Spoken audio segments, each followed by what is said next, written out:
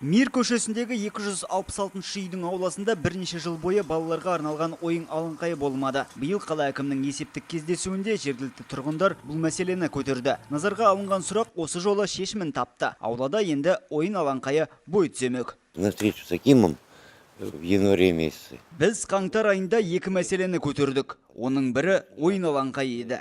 Ауламызда балалар көп. Өкінішке орай оларға ойнайтын жер болмады. Енді сұрағымыз назарға алынып, шешілгеніне қуаныштымын. Қала басшылығына алғысым шексіз. Бір ойын алаңқайы 14 қажетті элементтен тұрады. Мұнда балалар бой сергітіп, құммен ойнап, уақыттарын пайдалы әрі көңілді өткізе алады. Тұрғындардың сөзінше, бұрындары балғындар көрші үйдің ауласына барып ойнайтын. Енді олар ата-аналарының бақылауында болады. Ну, раньше в другие дворы обязательно ходили, как бы ребенок просит. Поэтому дома не поставишь все вот эти вот атрибуты, все прелести. А там все есть как бы здесь. А здесь пустой двор был вообще. А теперь вот оно, все рядышком, да? То, что сейчас поставили площадку, это очень большое дело. Вот у меня двое внуков, вот один старший, маленький подрастает.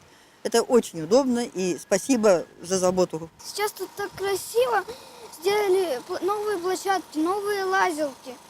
Все для детей. Бүгінде Мир көшесіндегі ауладан бөлек, шаһардың өзге аймақтарында да балаларға арналған алаңдар бой түзеуде.